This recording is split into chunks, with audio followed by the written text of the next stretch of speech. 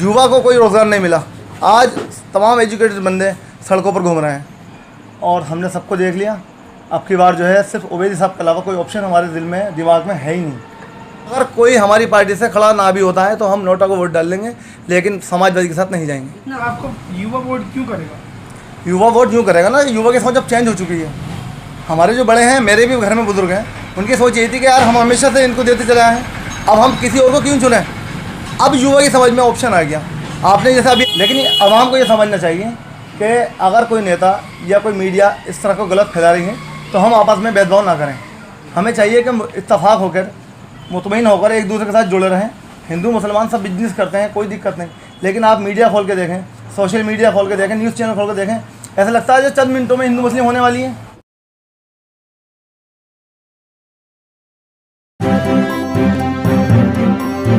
Media voice, आपकी आवाज़। युवा को कोई रोज़गार नहीं मिला। आज तमाम एजुकेटेड बंदे सड़कों पर घूम रहे हैं, बताइए क्या रोज़गार है। अब वो उनकी आवाज़ उठा रहे हैं। हमने उम्मीद उनसे लग रही है ओवैसी साहब से, कहते क्योंकि हमने सबको देख लिया। अब हमें उम्मीद ओवैसी साहब से इसलिए लग रही है ताकि वो जो उनकी सोच है, अगर वो उसी सोच पर काम करेंगे तो हम उनके साथ हैं, नहीं तो अगली बार उन्हें भी देख लिया जाएगा। क्या दिक्कत है इसमें? आप सबको मौका मिलना चाहिए ना।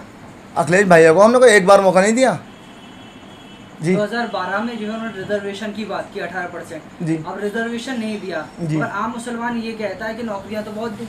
कहाँ दी? यादव भाइयों को दी हैं।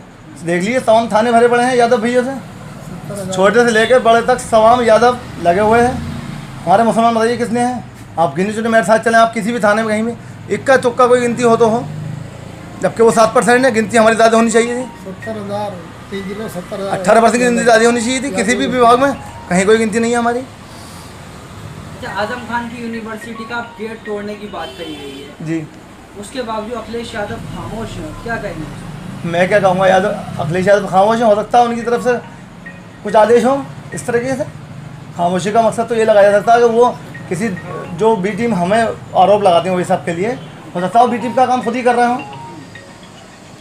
अच्छा, मंदिर पॉलिटिक्स पे वो भी आ गए और कह रहे हैं मैं सिर्फ परशुराम का मंदिर बनाऊंगा और मैं सबसे बड़ा हिंदू हूँ, बीजेपी से बड़ा। जी जी जी, उन्हें भी लग रहा है जैसे बीजेपी के साथ हिंदू जुड़ा और बीजेपी कामयाब हुई।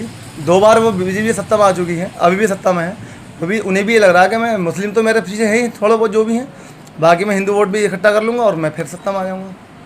तो अगर और पार्टियां जो है हिंदू मुस्लिम करती हैं जी, उस पर मीडिया खामोश रहता है, मगर ओवैसी जो है मुस्लिम की बात करते हैं उस पर नहीं, मुस्लिम की बात नहीं करते हैं। नहीं, मुस्लिम नाम लेते हैं तो हंगामा हो जाता है, उस जी। पर आप क्या कहेंगे? उस पर हम यही कहेंगे कि जो लोग ये चाहते हैं कि देश में बंटवारा हो और बंटवारे के आधार पर राजनीति हो रही है और उसी के आधार पर गवर्नमेंट बन रही है, तो वो जाहिर है तोड़ने का काम कर रहा है।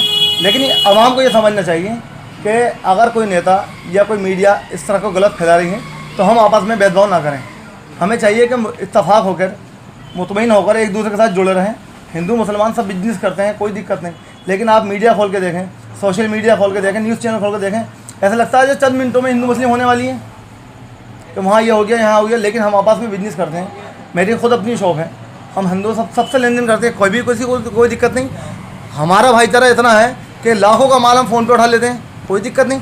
लेकिन जब सोशल मीडिया या इंटरनेशनल मीडिया पे जाएँ तो ऐसा लगता है जैसे बलवा बिल्कुल तैयार है, हिंदू मुस्लिम बिल्कुल किनारे पे खड़ी है, किसी मंदिर को लेकर, किसी मस्जिद को लेकर के। संभल में भी आज तरह तरह की अफवाहें फैल रही हैं किसी मैसेज को लेकर के। अफरा तफरी का माहौल है, इलेक्शन करीब में है, सभी इस तरह की आवाज़ फैल रहे हैं। लिहाजा आवाम को ये सोचना चाहिए, पब्लिक को ये सोचना चाहिए कि अगर हम एकजुट रहेंगे कोई कुछ नहीं कर सकता हमारा। आपने संभल का जिक्र किया, संभल को जो है समाजवादी पार्टी का गढ़ कहा जाता है जी। यहाँ पर कितना काम हुआ? यहाँ पर इतना काम हुआ कि जो गड्ढे थे वो गिरे हुए हैं, जो टॉयलेट इक्का दुक्का बनी थी वो टूट चुकी हैं, जो रोडवेज था जिसमें पहले कभी टखनों तक पानी आता था आज घुटनों तक पहुँच गया है। ये विकास का काम हो रहा है, माइनस में हो रहा है, प्लस में नहीं हो रहा। मुलायम सिंह यादव तो इसे अपना दूसरा घर कहते हैं। हाँ बिल्कुल कहेंगे वो, क्योंकि उन्हें वोट चाहिए और वो हमने साबित भी किया कि वो भी हमारे घर के सदस्य हैं। लेकिन अब उन्होंने हमारे सदस्य होने का जो हमारे साथ कर्तव्य निभाना चाहिए था उन्हें निभाया, इसलिए हमने उन्हें नकार दिया। इस बार हम बिल्कुल भी किसी खाने में नहीं देंगे। हल तो ये है कि अगर कोई हमारी पार्टी से खड़ा ना भी होता है तो हम नोटा को वोट डाल देंगे, लेकिन समाजवादी के साथ नहीं जाएंगे। इतना गुस्सा क्यों? कुछ विकास नहीं हुआ ना भैया, मैंने बताया नहीं आपको कि अगर हमें रोडवेज तक जाना है तो बड़ी जिद्दोजहद करनी पड़ती इस मौसम में, मई जून जुलाई।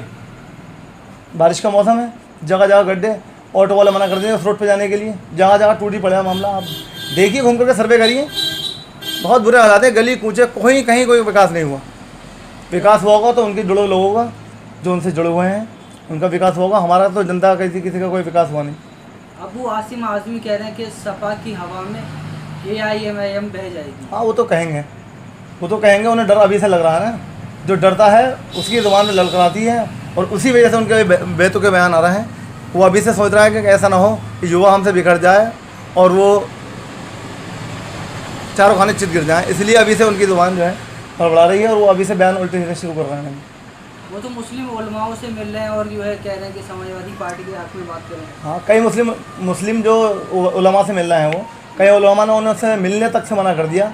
अभी उनका पीछे बयान आया था, उसको लेकर के उलमा ने उनसे मिलने तक से इनकार कर दिया, आपके यहाँ मिलना है। मैं कहता हूँ कि जो उलमा हैं हमारे दीन हक पर हैं, वो उन्हें चौखट पर नहीं चलने देंगे। अपने युवा बहुत दिल से उन्हें सम्मानित करने वाला है इंशाल्लाह। और हमने सबको देख लिया। अब की बार जो है सिर्फ ओवैसी साहब के अलावा कोई ऑप्शन हमारे दिमाग में है ही नहीं। अच्छा, अखिलेश यादव जो है बाहर नहीं निकल रहे हैं जी, अब निकले हैं साइकिल लेकर, जी। तो आप फिर उनका आरोप लगा रहे हैं। तो अब तो निकलेंगे, अब टाइम आ गया ना इलेक्शन करीब का। पिछले 5 साल से कहाँ थे? NRC में कहाँ थे? CA में कहाँ थे? 3 तलाक पर कहाँ थे? अब तो इलेक्शन आ गया, अब तो निकलना ही है उन्हें। उसके बावजूद मुसलमान पसंद कर रहे हैं। हाँ, मुसलमान कुछ पसंद कर रहे हैं उन्हें, जिनके दिमाग से अभी भूत उतरा नहीं है, जिनकी रोजी रोटी उनसे जुड़ी हुई है। जो अब मैं सारी बात नहीं बता सकता आपको, आप बात बेहतर जानते किस हैं। तरह का भूत? इस तरह का भूत कुछ लोग बिजनेस इस चीज़ से जुड़ा हुआ होता है कि पॉलिटिक्स के साथ, जो बड़े पॉलिटिशियन हैं उनके साथ में रहते हैं वो, और उनका धंधा पानी उसी से चलता है। कहीं कोई झगड़े होते हैं तो उनका समझ लीजिए रोजी रोटी का झगड़ा, मतलब जो है साधन खुल गए। और वैसे साहब की पार्टी में ऐसा कुछ नहीं होने वाला। इसमें तो आ गई वो जिसे दलाली बिल्कुल नहीं करनी है। साफ और स्वच्छ जो माइंड बंदा होगा वही इससे जुड़ेगा। इसीलिए इनको घबराहट है, इसीलिए कभी B टीम का नाम देते हैं, कभी किसी और चीज़ का नाम देते हैं, कभी बिहार का नाम लोगों को बहकाते हैं। लेकिन इनकी दाल गलने वाली नहीं है इस बार युवा ने सब सोच लिया और जो है मजबूती से इंशाल्लाह वे सब काम कर रहे हैं और इससे रिजल्ट इंशाल्लाह 2022 में हम आपको दिखाएंगे। अच्छा, ओवैसी साहब को युवा वोट क्यों करेगा? युवा वोट यूँ करेगा ना, युवा की सोच अब चेंज हो चुकी है। हमारे जो बड़े हैं, मेरे भी घर में बुजुर्ग हैं, उनकी सोच यही थी कि यार हम हमेशा से इनको देते चले आए हैं, अब हम किसी और को क्यों चुनें। अब युवा की समझ में ऑप्शन आ गया। आपने जैसा अभी कहा था कि भाई लैपटॉप बांटे ताकि लोग तरक्की करें, लोगों ने तरक्की कर ली। अब लोगों को सही गलत का फैसला करना आ गया। मतलब ओवैसी को ही क्यों वोट करें लोग? ओवैसी साहब देखिए हर पीड़ित के साथ खड़े हुए हैं, हर मुस्लिम के साथ खड़े हुए हैं, हर दलित के साथ खड़े हुए हैं। वो किसी एक कौम के नेता नहीं है, वो हर पीड़ित के नेता हैं।